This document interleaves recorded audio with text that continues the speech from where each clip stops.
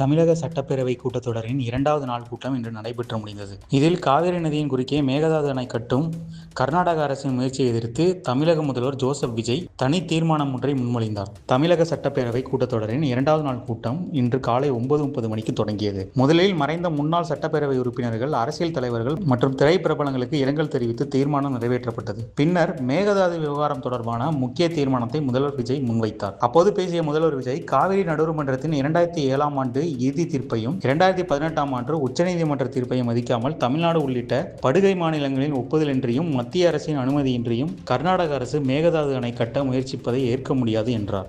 மேலும் காவிரி நீர் ஏற்கனவே மாநிலங்களுக்கு பகிர்ந்தளிக்கப்பட்டுள்ள நிலையில் புதிய அணைகள் அல்லது நீர்த்தேக்க திட்டங்கள் செயல்படுத்தக்கூடாது என்று நீதிமன்றங்களுக்கு குறிப்பிட்டுள்ளதை அவர் சுட்டிக்காட்டினார். எனவே மேகதாது அணை திட்டத்திற்கு தொழில்நுட்ப, சுற்றுச்சூழல் அல்லது வேறு எந்தவிதமான அனுமதியையும் மத்திய அரசு வழங்கக்கூடாது என சட்டப்பேரவை வலியுறுத்துவதாக தெரிவித்தார். அது மட்டுமல்லாது, கர்நாடக அரசு மேகதாதிலோ அல்லது காவேரி படுகையின் வேறு எந்த பகுதிகளிலோ புதிய அணை அல்லது நீர்த்தேக்க திட்டங்களை பிற மாநிலங்களின் ஒப்புதல் மற்றும் மத்திய அரசின் அனுமதி இல்லாமல் செயல்படுத்தக்கூடாது என்றும் அவர் வலியுறுத்தியுள்ளார். மேலும் கர்நாடக அரசின் விரிவான திட்ட அறிக்கையை பரிசீலிக்கவோ அதற்கு அனுமதி வழங்கவோ கூடாது என்று மத்திய நீர்வள ஆணையத்தையும் தமிழக சட்டப்பேரவை தமிழக விவசாயிகளின் நலனை பாதுகாக்க அரசு எடுக்கும் அனைத்து நடவடிக்கைகளுக்கும் சட்டப்பேரவை முழுமையான ஆதரவை வழங்கும் என்றும் முதல்வர் தெரிவித்துள்ளார். முதல்வரின் இந்த தீர்மானத்திற்கு பல்வேறு கட்சிகளின் ஆதரவு தெரிவித்துள்ளது.